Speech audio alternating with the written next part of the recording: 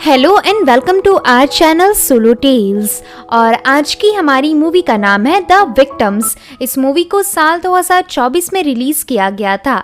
तो चलिए शुरू करते हैं मूवी की बेसिक प्लॉट लाइन। मूवी की स्टार्टिंग में एक आदमी बाइक लेकर तेजी से कहीं भाग रहा था और उस आदमी के पीछे कुछ गुंडे पड़े हुए थे। तभी सामने एक गाड़ी आकर उस आदमी को ठोकर मार देती है। इस आदमी का नाम नोहारा है। अब ये गुंडे नोहारा को पकड़ लेते हैं। तब इन गुंडों का बॉस नोहारा से कहता है, तुम मेरे पैसे लेकर कहाँ गायब हो गए थे?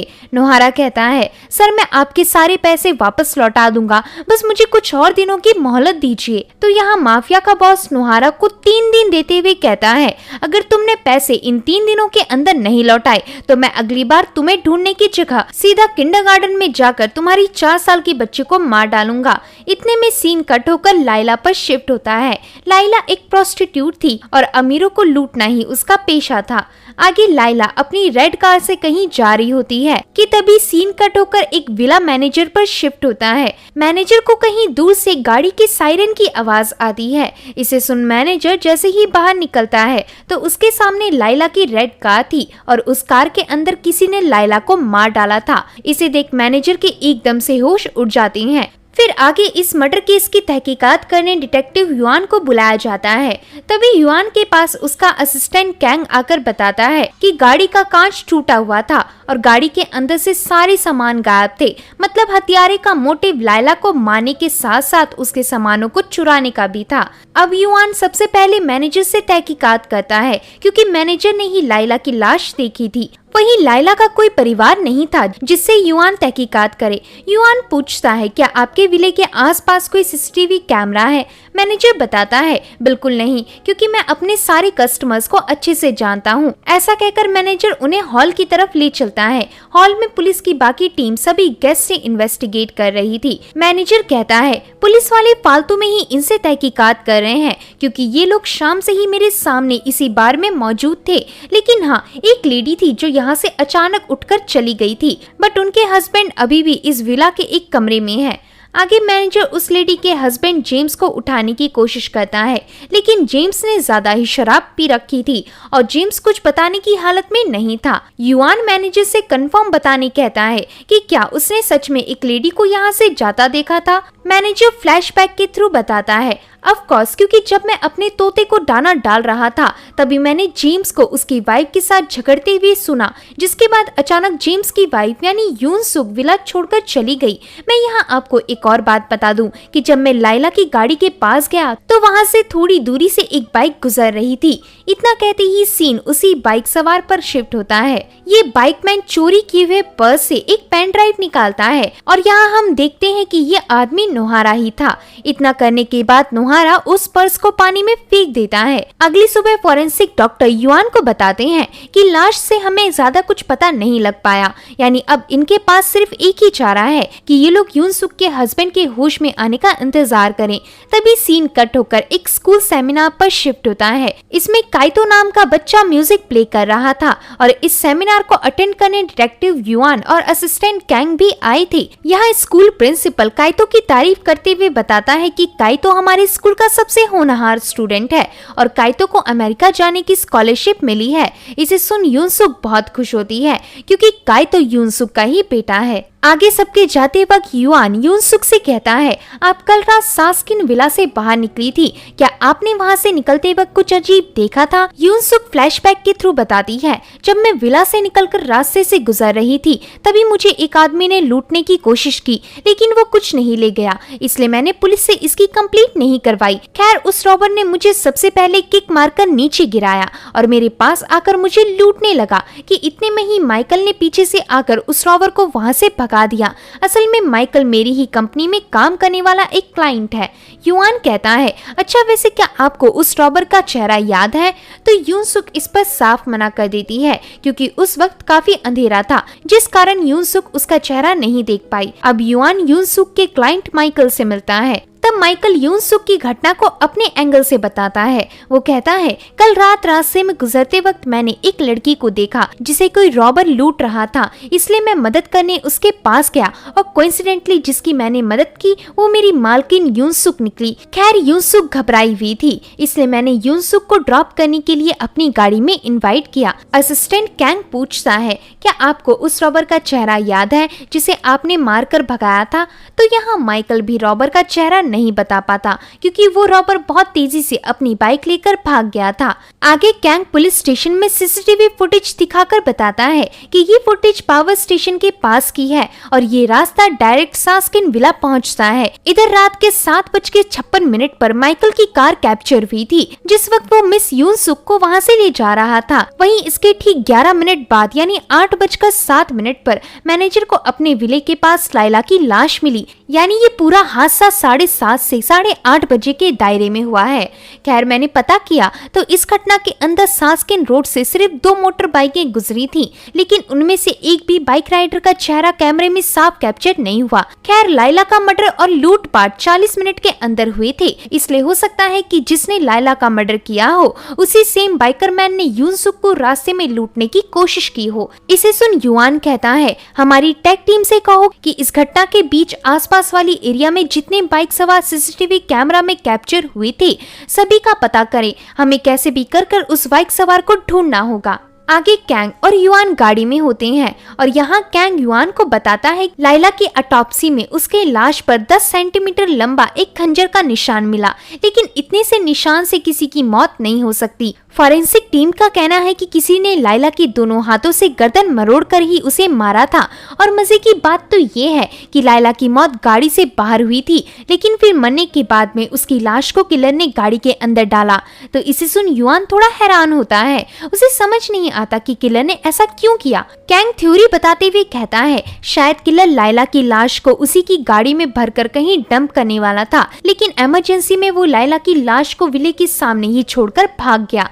फिर ये दोनों उस क्लब में पहुंचती हैं जहां लाइला काम करती थी। इधर इनकी मुलाकात लाइला की एक कलीग मारिया से होती है। मारिया बताती है कि लाइला को पैसों की सख्त जरूरत थी। असल में लाइला का एक्स हस्बैंड लाइला पर बहुत जुल्म ढाता था, इसलिए उनका डिवोर्स हो गया और फिर लाइला के बेटे की कस्टडी भी उसके एक्स हस्बैंड को मिल गई। कस्टडी वापस पाने के लिए लाइला को 1 मिलियन येन चाहिए था। खैर फिलहाल लाइला का एक्स हस्बैंड दूसरी शादी करके लाइला के बेटे के साथ किसी और शहर में रह रहा है और वह दोनों ही लाइला के बेटे का बिल्कुल ख्याल नहीं रखते। इसलिए लाइला मरने से कुछ दिनों पहले ही मेरे पास आकर इस बारे में रो रही थी। इसे सुन युआन मारिया से लाइला की फैमिली का एड्रेस पूछता है, लेकिन मारिया कहती है कि हम सब अपनी असली पहचान एक दूसरे को नहीं बताते थे और इसलिए मुझे लाइला का एड्रेस या उसके किसी रिलेटिव का नाम तक नहीं पता। कैंग कहता है, अच्छा फिर कोई ऐसा आदमी था जो लाइला से रोजाना मिलने आता था? मारिया कहती है, हाँ, यंग नाम का एक कुक लाइला से अक्सर मिलने आता था। उसने लाइला को काफी महंगे गिफ्ट्स भी दिए थे जिसमें इयररिंग्स के शेप के 2 बॉटल गार्ड्स भी शामिल थे। उसे लाइला अपनी गाड़ी में संभाल कर रखती थी। तो इतना जानने के बाद ऑफिसर युआन यिंग के रेस्टोरेंट पहुंचता है, लेकिन जैसे ही यहाँ यिंग देखता है कि उससे मिलने आए लोग पुलिस ऑफिसर हैं, इसे देखते ही यिंग यहाँ से भागने लगता है। आगे इन दोनों ने यिंग को हथकड़ी बांध दी थी। इधर यिंग बताता है कि मैं 12 जून यानी मर्डर वाले दिन शाम तक अपने रेस्टोरेंट में कुकिंग कर रहा था। इसका बयान मैं अपने किसी भी कलीग से दिलवा सकता हूँ। कैंग कहता है, फिर तुम हमें देखते ही भागे क्यों? यिंग बताता है, दरअसल मैंने कुछ दिनों पहले एक गैम्बलिंग की थी जिसमें मैं बुरी तरह से हार गया। मुझे लगा कि आप लोग उसी के लिए मुझे अरेस्ट करने आए हैं, इसलिए मैं भागने लगा। तब युआन यिंग को लाइला की गाड़ी से मिला बॉटल गार्ड दिखाता है जिसमें यिंग का ही सरनेम खुदा हुआ था। तो यिंग यहाँ इसे पहचानने से मना कर देता है। तभी युआन को कोई बताता है कि आपसे यिंग के अंकल मिलने आए हैं। दरअसल यिंग के अंकल कुदारू एक बहुत बड़े आदमी थे। युआन कुदारू से पूछता है, क्या आप लाइला को जानते थे? कुदारू बताता है, मेरा भतीजा यिंग लाइला पर फिदा था। वो अक्सर मुझसे पैसे उधार लेकर लाइला पर खर्च किया करता था, जिस कारण मैंने उसे बहुत डांट लगाई और अंत में उसने लाइला का चक्कर छोड़ दिया। तब युआन कुदारू को वही बॉटल गार्ड वाली फोटो दिखाता है। इसे देखने के लिए कुदारू अपना स्पेक्स निकालता है और बताता है कि मैंने इन्हें पहले कभी नहीं देखा। खैर मैं आपसे इतना कहने आया था कि आप लोग यिंग को जल्दी कस्टडी से आजाद कर दीजिए। बस इतना कहने के बाद कुदारू वहाँ से चला जाता है।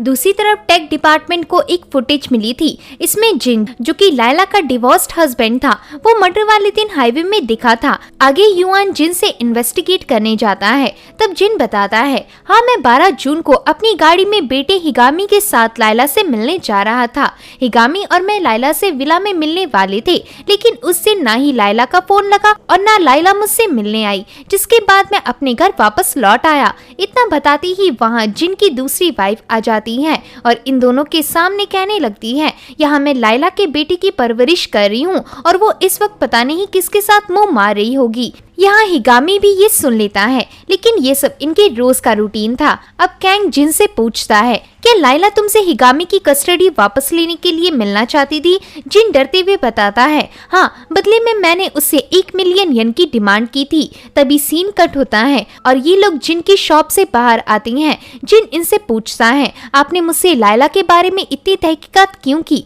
क्या कुछ गड़बड़ है? तो युआन बताता है कि लायला का मर्डर हुआ है। इसे सुन जिन उन पर गुस्सा करते हुए कहता है, और आप लोगों को लग रहा है कि लायला को मैंने मारा है, लेकिन मैं लायला को क्यों मारूंगा? वो तो उल्टा मुझे पैसे देने वाली थी और वैसे भी मैं उस पूरी रात अपने विला से कहीं बाहर नहीं गया था। तो इसे सुन युआन वापस लौट जाता है और होटल के सीसीटीवी चेक करने से पता लगता है कि सच में जिन उस पूरे दिन होटल रूम से बाहर नहीं निकला था, मतलब जिन इनके शक से बाहर है। तभी युआन कहता है, लायला ने मरने से 3 दिन पहले ही क्लब के मास्टर को रिजाइन लेटर दिया था। इन सबको देखकर लगता है कि लायला के पास 1 मिलियन येन हो चुके थे, इसलिए उसने अपनी जॉब छोड़ दी और अपने बेटे हिगामी को पाने गाड़ी में चल पड़ी। वहीं दूसरी तरफ जिन विला में हिगामी के साथ लायला के आने का इंतजार कर रहा था, लेकिन अभी एक बात समझ से बाहर है कि लायला सीधा होटल जाने की जगह सास्किन विला वाले रोड में क्यों गई। कैंग कहता है, शायद वहाँ कोई लायला को पैसे देने वाला था।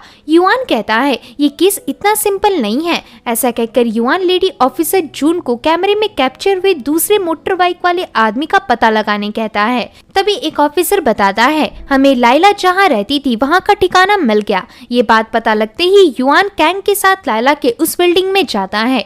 यहाँ लायला का कमरा इस तरह से बिखरा हुआ था जैसे वो कहीं जाने वाली थी। इतना देखते ही युआन की नजर लायला के फोटो फ्रेम में पड़ती है। इस फोटो में लायला के साथ उसका बेटा हिगामी था। युआन इस फोटो के करीब कुछ अलग नोटिस करता है और अगली सुबह हम कोदारू को देखते हैं, जो पुलिस से वापस रिक्वेस्ट कर रहा था कि वह लोग उसके भतीजे यिंग को छोड़ दे। यहाँ कोदारू हॉट टी पीते वक्त अपना चश्मा हटा लेता है, जिसे देख कैंग कोदारू से उसका स्पेक साफ करने मांगता है। अब युआन कोदारू से फिर से कहता है, क्या आप श्योर हैं कि ये बॉटल गार्ड आप नहीं पहचानते? तब कोदारू अपने चश्मे से वापस देखकर कहता है, बिल्कुल नहीं। युआन बताता है, इन गार्ड में यिंग का सरनेम यानी कि केल प्रिंटेड है, लेकिन यिंग का कहना है कि उसने कभी लायला को ऐसा कुछ गिफ्ट नहीं किया। वैसे मिस्टर कोदारू, आपका भी तो सरनेम कैल ही है। कोदारू कहते हैं, तुम कहना क्या चाहते हो? युआन कहता है, मेरे हिसाब से लायला को ये बॉटल गार्ड उसके किसी चाहने वाले ने गिफ्ट की थी और वो आप थे।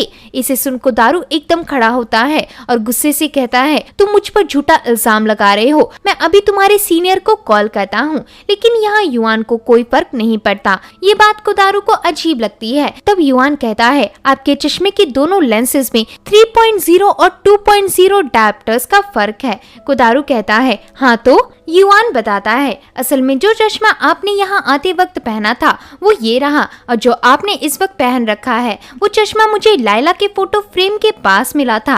मगर लायला को तो आंखों की कोई दिक्कत नहीं थी, इसलिए मेरा शक सीधा आप पर गया और आपके आते ही मेरे असिस्टेंट ने चुपके से आपका स्पेक्स लायला के कमरे में मिले स्पेक्स से रिप्लेस कर दिया। लेकिन इसके बावजूद आपको बॉटल गार्ड में छपे लेटर्स देखने में कोई दिक्कत नहीं हुई। फिलहाल हमें लायला के घर से बहुत सारे उंगलियों के निशान मिले हैं। मोस्ट प्रोबेबली वो निशान आपके होंगे। तो इसे सुन कोदारू के होश उड़ जाते हैं। आगे कोदारू कस्टडी में बताता है कि मैं लायला से मिलने उसके कमरे में गया था ताकि उसे पैसों का लालच देकर यिंग के साथ उसका रिलेशन खत्म करवा सकूं, लेकिन बाद में मैं खुद ही लायला के प्यार में पड़ गया। पैलर में यिंग पुलिस को बताता है कि मुझे मेरे अंकल कोदारू की ये सच्चाई पता लग गई थी और ये भी पता लग गया था कि लायला ने मेरे अंकल के साथ फिजिकल होकर उनका वीडियो बना रखा है, जिससे लायला उन्हें ब्लैक ब्लैकमेल करती है, इसलिए एक दिन अंकल कुदारू ने मुझे लायला को मारने के लिए 2 मिलियन का लालच दिया, जिस पर मैं मान गया। अब मैंने नोहारा नाम के एक ड्रग एडिक्ट से जान पहचान बढ़ाई। नोहारा ने पहले तो लायला का मर्डर करने से हमें मना कर दिया, लेकिन फिर एक दिन उसे पैसों की जरूरत पड़ी, जिस पर उसने हमसे पूरे आधे यानी 1 मिलियन लिए और लायला का मर्डर करने राजी हो गया। अब युआन कुदारू से पूछता है, तो क्या तुमने लायला को सास्किन विला में बुलाया था? कुदारू कहता है, नहीं, उल्टा लायला ने हमसे वहाँ मिलने की शर्त रखी थी। मुझे लगा कि ये बहुत अच्छी जगह है लायला को मारने की, इसलिए मैंने जल्दी से इस बारे में नोहारा को कॉल में बताया। युआन कहता है, किलर नोहारा सास्किन विला कब पहुंचने वाला था? कुदारू कहता है 8:30 बजे। इसे सुन युआन को थोड़ी हैरानी होती है। दूसरी तरफ कैंग इंग से पूछता है, हत्या के बाद क्या तुम नोहारा से मिले थे? इंग बताता है, हाँ, नोहारा ने मुझसे मिलकर वीडियो वाली पेन ड्राइव दी और मैंने उसे उसके बचे हुए पैसे दे दिए, जिसे लेकर नोहारा वहाँ से चला गया। आगे पुलिस स्टेशन को एक फुटेज मिलती है। इसमें 12 तारीख को किसी कार के कैमरे में एक बाइक सवार कैप्चर हुआ था। कैंग माइकल से पूछता है, क्या वो रॉबर यही है? तो माइकल और यून सुक दोनों इस पर हाँ कहते हैं। इतना कंफर्म होते ही युआन अपनी टीम से कहता है, नोहारा ही लायला का मर्डरर और रॉबरी केस का सस्पेक्ट है। इसे हमें किसी भी कीमत पर ढूंढना होगा। इसकी फोटो सभी यूनिट में फॉरवर्ड करके इसका पता लगाओ। फिर कुछ दिनों की तहकीकात के बाद पुलिस के हाथ एक लेडी लगती है। ये लेडी नोहारा के काफी क्लोज थी। यहाँ युआन उस लेडी को समझाता है कि सिर्फ उसी की गवाही से वह लोग नोहारा तक पहुँच सकते हैं। तब वो लेडी बताती है कि नोहारा कुछ दिनों पहले उससे मिलने आया था। उसने आते ही मुझे एक बैग दिया जिसमें 1 लाख यन थे। उसने कहा कि अगर कोई पूछे कि ये पैसे कहाँ से आए तो किसी को कुछ मत बताना। बस इतना कहकर नोहारा वहाँ से चला गया। तभी सीन कट होकर प्रेजेंट वाले नोहारा पर आता है, जिसे किसी अनजान आदमी ने मिलने बुलाया था। इस आदमी का चेहरा देखते ही नोहारा के होश उड़ जाते हैं और वो वहाँ से भागने लगता है, लेकिन वो अनजान आदमी नोहारा को मारकर नीचे फेंक देता है, जिससे नोहारा की जान जाने लगती है। लेकिन तभी नोहारा को एक ओल्ड लेडी देखकर चिल्लाने लगती है। आगे एक पुलिस ऑफिसर युआन को बताता है नोहारा बिल्डिंग से नीचे गिर गया था। फिलहाल हमने नोहारा को हॉस्पिटल भेज दिया है।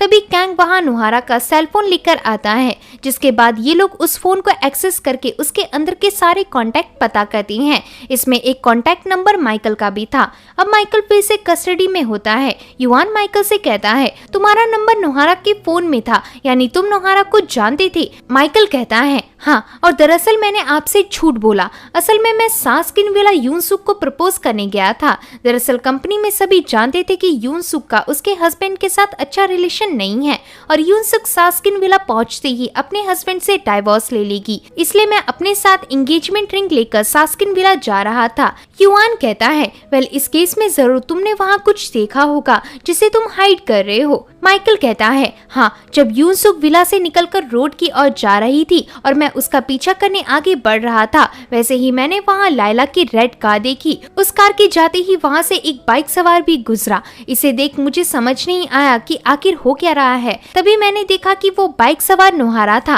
नोहारा ने मेरे लिए भी कुछ इलीगल काम किए थे, जिस कारण मैं उसे पहचान गया था। यहाँ नोहारा ने लायला की गाड़ी की कांच तोड़कर लायला को गाड़ी से बाहर निकाला और उसका गला दबाने लगा। उस दौरान मैं ये सारा हादसा वहीं सामने से देख रहा था, लेकिन मेरा दिमाग इतना ब्लैंक हो चुका था कि मुझे पता नहीं चला कि मैं क्या करूं। इधर देखते ही देखते नोहारा ने लायला को मार डाला और उसकी लाश गाड़ी में छोड़कर भाग गया। फिर इसके बाद जब मेरा दिमाग थोड़ा शांत हुआ तब मैंने रास्ते में यून सुक को देखा और आगे क्या हुआ वो सब मैं आपको पहले ही बता चुका हूँ। अगले सीन में लेडी ऑफिसर जून युआन को बताती है कि नोहारा की बाइक से हमें एक हैमर मिला। उस हैमर में लायला की गाड़ी का पेंट लगा हुआ था, लेकिन फिलहाल नोहारा कोमा में है, इसलिए पूरी गवाही के लिए हमें उसके होश में आने का इंतजार करना होगा। कैंग कहता है केस सिंपल है, नोहारा ने कुदारू से पैसे लेकर लायला को मार डाला। युआन कहता है, लेकिन फिर नोहारा बिल्डिंग से नीचे क्यों गिरा? क्या उसे किसी ने धक्का दिया था? तो इस बात का सही जवाब कैंग भी नहीं दे पाता। आगे युआन अपने घर में इस केस के बारे में सोच ही रहा होता है कि तभी उसे मैनेजर का कॉल आ जाता है। मैनेजर कॉल पर बताता है कि मुझे अभी अभी याद आया, उस रात मेरे विला से एक और आदमी थोड़े समय के लिए बाहर निकला था। आगे हम देखते हैं कि वो आदमी यून सुक का हस्बैंड जेम्स था। इधर युआन जेम्स को मैनेजर की कॉल रिकॉर्डिंग सुनाता है। इसमें मैनेजर बोल रहा था कि जेम्स अपनी वाइफ यून सुक के पीछे पीछे विला से थोड़ी देर के लिए बाहर गया था। तब जेम्स थक हार कर बताता है कि उस रात मैंने बहुत ड्रिंक की हुई थी, इसलिए मैं घर की जगह सीधा सास्किन विला चला गया और वहीं अपनी वाइफ यूनसुक को मिलने इनवाइट किया। लेकिन यूनसुक मुझसे डिवोर्स लेना चाहती थी।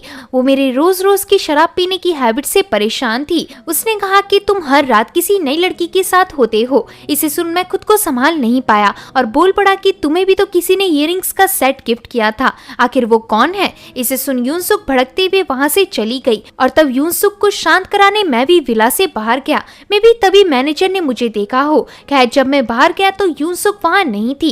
कैंग कहता है ऐसा भी संभव है कि तुम विला से बाहर अपनी वाइफ से मिलने नहीं बल्कि लाइला को मारने गए थे।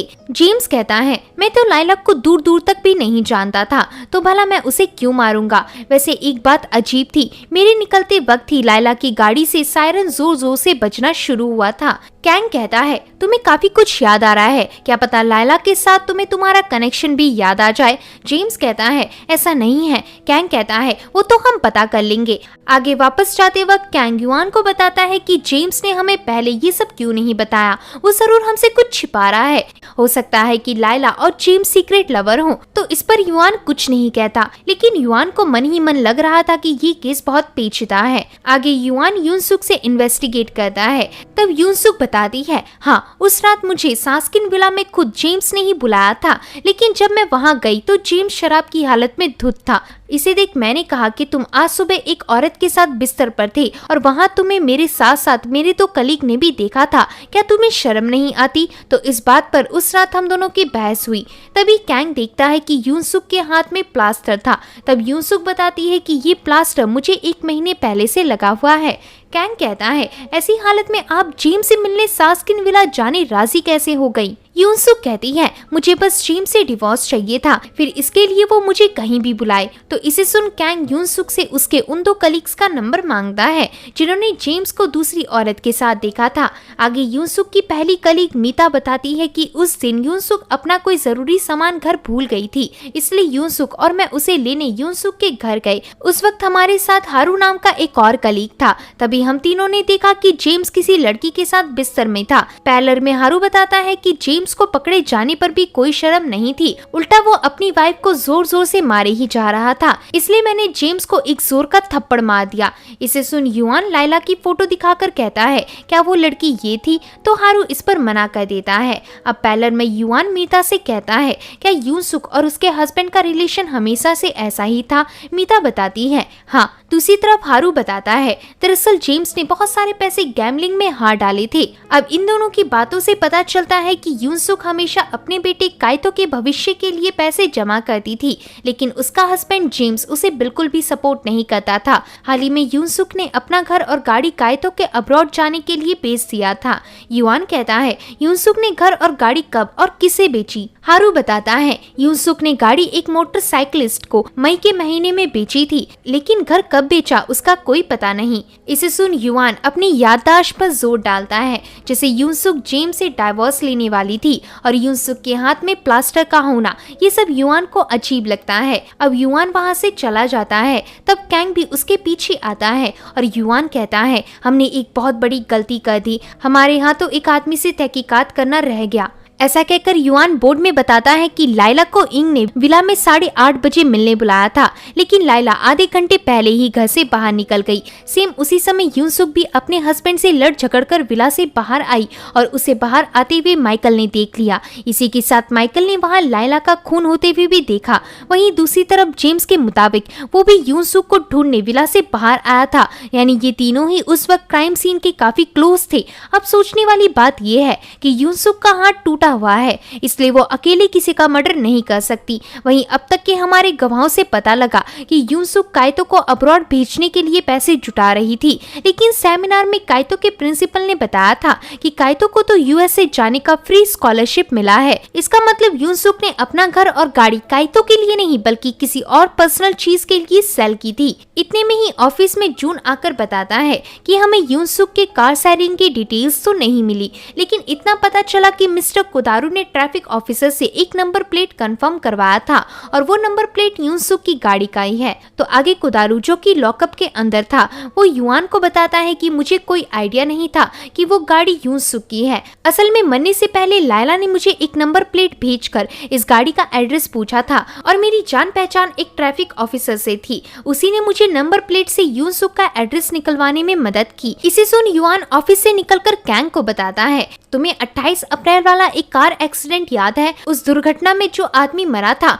उसका चेहरा बुरी तरह से बिगड़ा हुआ था, जिस वजह से लाश की पहचान नहीं हो पाई और फिर उस केस को हमेशा के लिए क्लोज कर दिया गया। ऐसा कहकर ये दोनों गाड़ी से कहीं निकल पड़ते हैं। युआन अपनी बात जारी रखते हुए कहता है, जिस वक्त यूनसुक ने अपनी गाड़ी और घर बेचा था उसके कुछ दिनों पहले ही ये अजीब इंसिडेंट रोड के बीचों बीच घटा था और अजीब बात ये थी कि उस एक्सीडेंट रोड के आगे ही लायला का घर पड़ता है। हो सकता है कि रोड से गुजरते वक्त लायला ने एक्सीडेंट करने वाले उस शख्स को देख लिया हो और इसके बाद लायला ने कुदारों के जरिए उस गाड़ी के ओनर का एड्रेस निकलवाया, जिससे उस अनजान आदमी की मौत हुई थी। फिर इसके बाद लायला एड्रेस मिलते ही गाड़ी के ओनर को ब्लैकमेल करने लगी और यहाँ उस गाड़ी के ओनर और कोई नहीं बल्कि खुद यूनसुक और उसका पति जेम्स थे, यानी लायला का मर्डर भी उन्हीं दोनों ने किया है। आगे पूरी पुलिस फोर्स उन दोनों कपल्स को ढूंढने में लग जाती है। वहीं इधर ये दोनों एक टैक्सी में एयरपोर्ट से वापस लौट रहे थे, पर तभी पुलिस इन्हें बीच रास्ते में ही पकड़ लेती है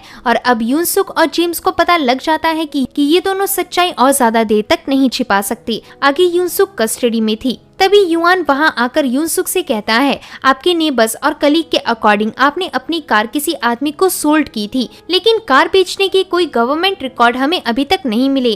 वहीं आपको पैसों की अचानक इतनी तंगी भी नहीं थी कि आप एक साथ अपनी गाड़ी और घर बेच डालो। इस मोड़ ने मुझे काफी कंफ्यूज कर दिया कि तभी मुझे अप्रैल में हुआ वो कार एक्सीडेंट याद आ गया और लायला के डायरी की तहकीकात करने पर मुझे ये नंबर प्लेट मिला। ये नंबर प्लेट आपकी ही गाड़ी का है। इसे लायला ने तब नोट किया था जब आप अपनी गाड़ी से वो एक्सीडेंट करके भाग रही थी। तब यूनसुक बताती है, जेम्स ने जुए में बहुत सारे पैसे हार डाले थे और इन्हीं पैसों को भरने के लिए उसने एक माफिया बॉस जैंग से कर्जा लिया था।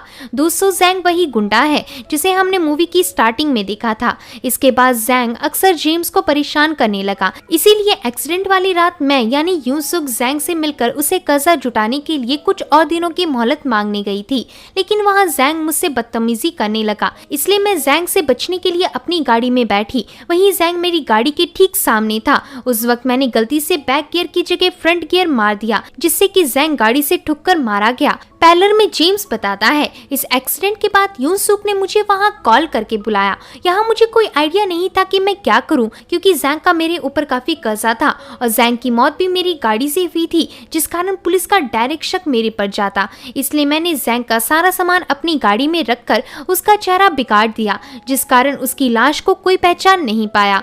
इसके कुछ दिनों बाद हमने जैंग के खून और सामानों से भरी अपनी गाड़ी को पानी में फेंक दिया ताकि पुलिस को कोई एविडेंस ना मिले। वहीं नेबर्स के सामने हमने ऐसा प्रिटेंड किया कि हमने गाड़ी बेच दी।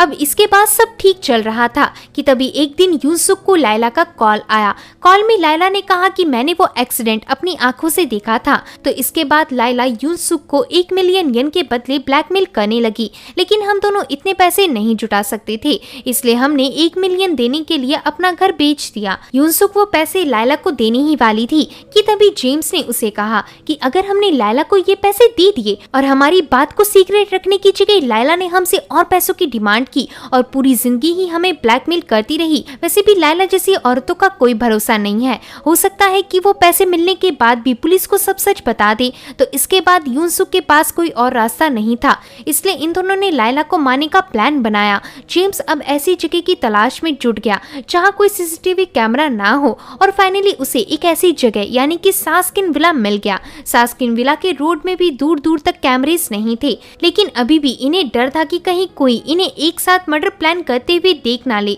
इसलिए इन दोनों ने दुनिया के सामने डिवोर्स लेने का नाटक किया। इवन यूनसुक जानबूझकर अपने साथ अपने कलीग को लाई ताकि उन्हें ऐसा दिखा सके कि जेम्स उसे चीट कर रहा है। इसके बाद जेम्स ने यूनसुक के कहने पर यूनसुक का हाथ भी तोड़ डाला, जिससे दूसरों को ऐसा लगे कि जेम्स और यूनसुक के बीच आए दिन काफी झगड़े होते रहते हैं। इतना प्लान करने के बाद ये दोनों सास्किन विला में लायला के आने का इंतजार करने लगे, लेकिन इस वक्त तक जेम्स हिम्मत हार चुका था।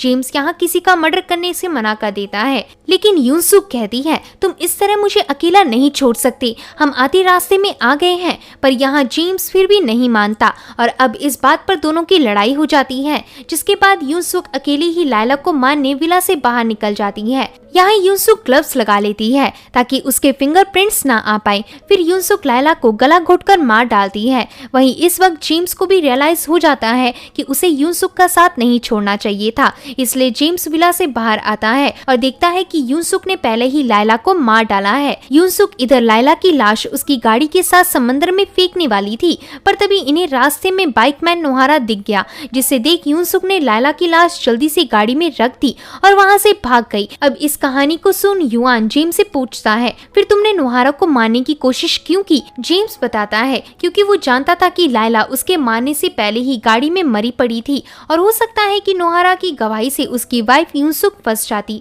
तो इसे सुन युआन यूनसुक से कहता है तुमने और तुम्हारे हस्बैंड ने एक एक्सीडेंट को छिपाने के लिए लायला की जान ली। ये देखो लायला का एक बच्चा भी है जो फिलहाल 4 साल का भी नहीं हुआ है। तो इसे देख यूनसुक जोर जोर से रोने लगती है।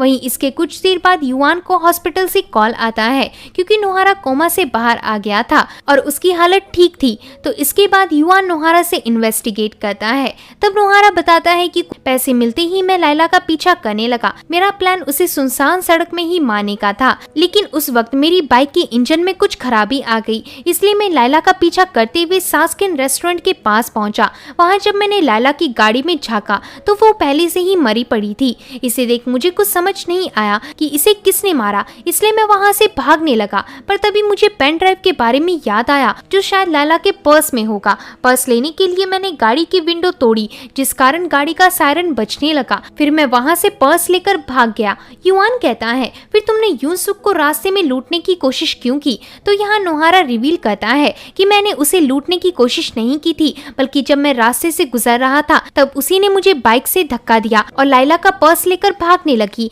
जिस कारण हम दोनों के बीच छीना झपटी हुई। देखने पर किसी को भी लगेगा कि मैं यूनसुक से कोई चीज चुरा रहा था।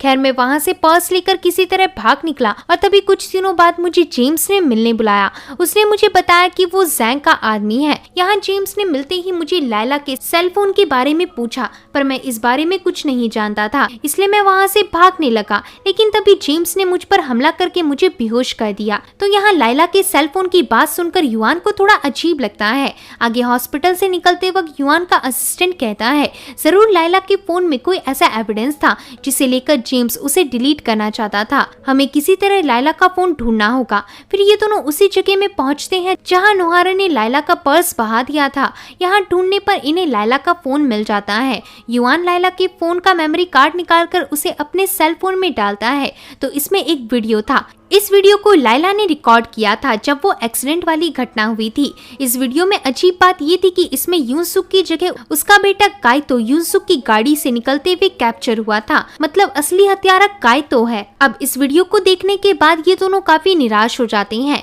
क्योंकि काइतो पहले ही विदेश निकल गया था। दोस्तों दरअसल काइतो के पेरेंट्स यूनसुक और जेम्स उसे एयरपोर्ट में यूएसए ही छोड़ने गए थे कि तभी ये दोनों रास्ते में एक लड़की को नोटिस करते हैं और बाहर आकर देखते हैं कि ये लड़का काइतो था। काइतो खुद अपना क्राइम कन्फेस करने अमेरिका से वापस आया था। यहाँ काइतो के बयान से सारी असलियत सामने आती है।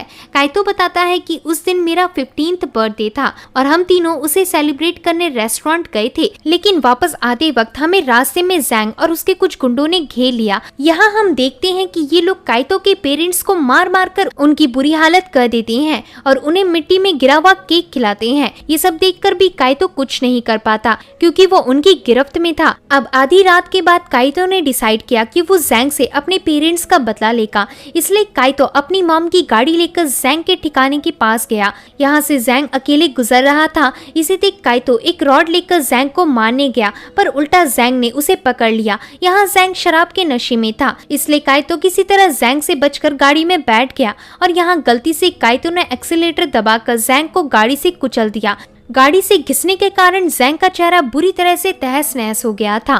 फिर काइतो ने जल्दी से वहां कॉल करके अपने पेरेंट्स को बुलाया और उन्होंने काइतो के लिए सारे सबूत मिटा दिए। इवन एविडेंस वाली गाड़ी को भी पानी में फेंक दिया। काइतो आगे बताता है कि इस मर्डर को छिपाने के बाद मेरे पेरेंट्स मुझे एयरपोर्ट छोड़ने गए ताकि मैं अमेरिका जाकर अपना करियर बना सकूं, लेकिन मैंने जानबूझकर वो फ्लाइट मिस कर दी और अब मैं यहाँ सब कन्फेस करने आया हूँ क्योंकि एक आदमी का मर्डर करके और उसका इल्जाम किसी और पर डालकर मैं नहीं जी सकता। तो इस बयान के बाद काइतो के पेरेंट्स जेम्स और यूनसुक को दूसरे सेल में डालने के लिए निकाला जाता है। वहीं काइतो को लॉकअप में ले जाने उसके साथ 2 ऑफिसर्स आते हैं। यहाँ जाते वक्त रास्ते में काइतो अपनी मॉम से मिलता है और ये दोनों एक दूसरे को हक करके काफी इमोशनल होते हैं, जिसके बाद एंडिंग सीन में बताते हैं कि यूनसुक को लायला का कत्ल करने की वजह से सजाए मौत सुनाई गई। जेम्स को लाइफ इम्प्रिजमेंट मिली क्योंकि मर्डर का पूरा प्लान उसी का था। वहीं काइतो को छोड़ दिया गया क्योंकि उसकी उम्र सिर्फ 16 साल की थी। इस उम्र में किसी भी इंसान को सजा नहीं दी जा सकती। तभी हम देखते हैं कि काइतो अब बड़ा हो चुका है और वो अपने फादर को इम्प्रेस करने के लिए जेल में कॉन्सर्ट कर रहा है। इसे देख काइतो के फादर जेम्स बहुत खुश होते हैं। वहीं अब तक इंस्पेक्टर युआन एक प्रमोटेड सीनियर ऑफिसर बन चुका है और उनका एक बेटा भी है। इतना दिखाते ही ये मूवी एंड हो जाती है। तो होप है कि दोस्तों आपको ये मूवी पसंद आई होगी। अगर वीडियो पसंद आता है तो वीडियो को लाइक और चैनल को सब्सक्राइब करें। मिलते हैं ऐसे ही एक और मजेदार वीडियो के साथ। तब तक के लिए आप अपना ध्यान रखें। धन्यवाद।